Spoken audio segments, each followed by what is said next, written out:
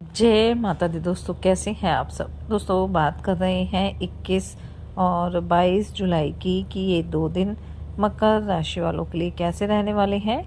इन 2 दिनों में मकर राशि वालों को क्या खुशखबरी सुनने को मिल सकती है, किन बातों में इन्हें सावधानी रखनी चाहिए। तो इन 2 दिनों का राशिफल जानने से पहले हम इन 2 दिनों का पंचांग जान लेते हैं। 21 जुलाई 2025 दिन सोमवार रहेगा। श्रावण माह कृष्ण पक्ष की एकादशी तिथि रहेगी जो 9:41 तक रहेगी। उसके बाद द्वादशी तिथि प्रारंभ हो जाएगी। वृद्धि योग रहेगा जो 6:38 तक रहेगा। उसके बाद ध्रुव योग प्रारंभ हो जाएगा। रोहिणी नक्षत्र रहेगा जो 9:07 तक रहेगा। उसके बाद मृगशिरा नक्षत्र प्रारंभ हो जाएगा। चंद्रमा वृषभ राशि में रहेंगे। अभिजित मुहूर्त का समय रहेगा 11:59 से 12:54 तक। राहुकाल का समय रहेगा सुबह 7:18 से 9:01 तक। अब बात करते हैं 22 जुलाई की। 22 जुलाई 2025 दिन मंगलवार रहेगा।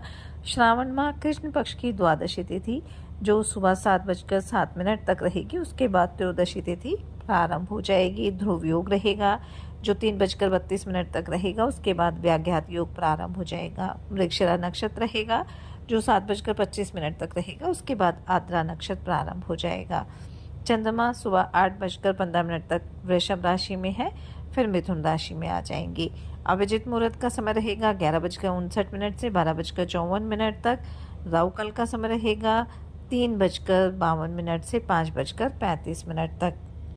21 जुलाई को सावन माह का दूसरा सोमवार रहेगा। साथ ही इस दिन एकादशी तिथि भी रहेगी और इसी वजह से ये एक दुर्लभ संयोग रहने वाला है कि श्रावण सोमवार के साथ साथ कामिका एकादशी भी रहने वाली है। ऐसी स्थिति में भगवान शिव और भगवान विष्णु दोनों की कृपा प्राप्त करने का उत्तम अवसर बन रहा है, जिसे बेहद ही पुण्यदायी और फलदायी माना जा रहा है।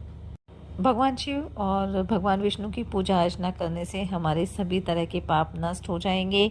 हमारे जीवन में सुख शांति में वृद्धि होगी और ऐसा योग कई वर्षों में एक बार ही आता है, इसलिए इस दिन आप व्रत अवश्य करें। साथ ही इस दिन सर्वार्थ सिद्धि योग भी रहने वाला है और सर्वार्थ सिद्धि योग के साथ साथ वृद्धि योग भी रहेगा जो शाम तक रहेगा। उसके बाद ध्रुव योग प्रारंभ हो जाएगा। तो ऐसे में भगवान शिव और भगवान विष्णु की पूजा अर्चना करना बेहद ही शुभ फलदायी रहने वाला है।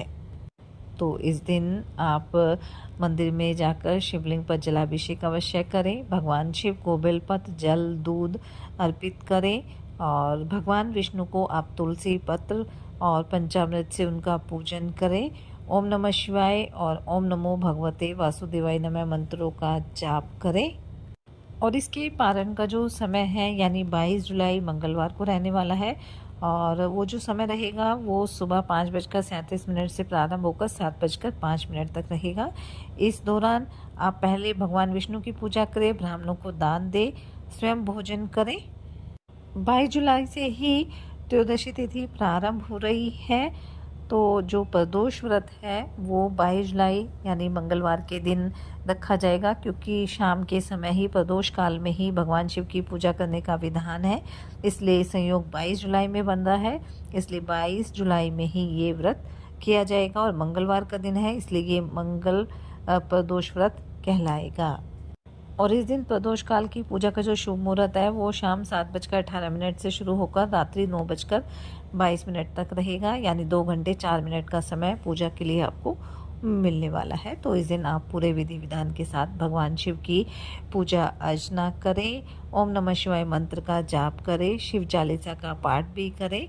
इससे भगवान शिव का आशीर्वाद आपके घर परिवार पर सदैव बना रहेगा।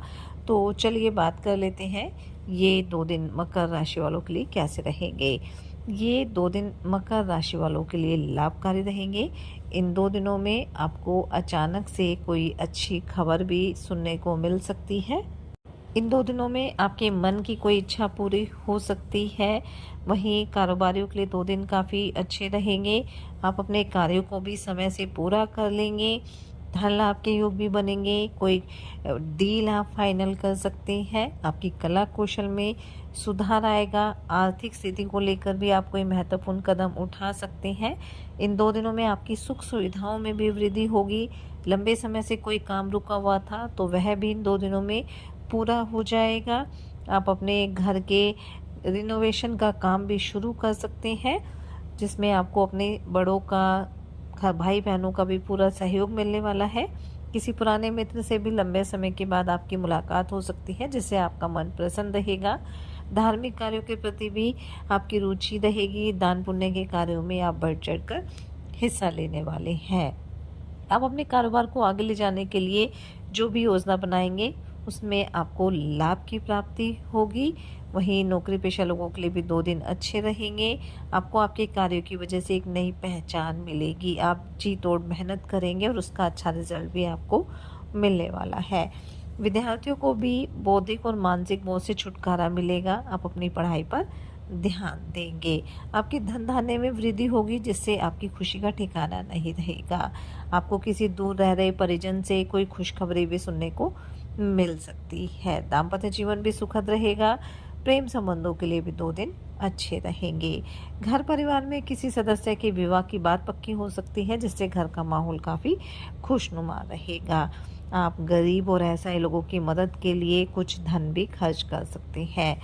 पारिवारिक रिश्तों में भी सामंजस्य बना रहेगा। आप काफ़ी ऊर्जावान रहेंगे, एक्टिव रहेंगे और इसी वजह से आप अपने कार्यों को आसानी से पूरा भी कर पाएंगे। इन 2 दिनों में आपको इस बात का भी ध्यान रखना है कि किसी भी अनजान व्यक्ति की बातों में नहीं आना है और अपने समय का सही से सदुपयोग भी करना है। इधर-उधर बैठकर या किसी के मामले में बोलकर आपको समय व्यर्थ नहीं गंवाना है। अपने कार्यों को तय समय पर पूरा करना है। कोई बड़ी जिम्मेदारी आपको मिल सकती है और आपको इस जिम्मेदारी को बखूबी निभाना है। आपको अपने लेन-देन से संबंधित मामलों में भी लापरवाही बिल्कुल नहीं बरतनी है और जो भी निर्णय लेना है बड़ों की सलाह लेकर लेना है, ताकि आपको किसी तरह का नुकसान ना हो। इन 2 दिनों में घर परिवार में किसी अतिथि का आगमन भी हो सकता है। किसी कानूनी मामलों में भी आपको सफलता मिलने वाली है।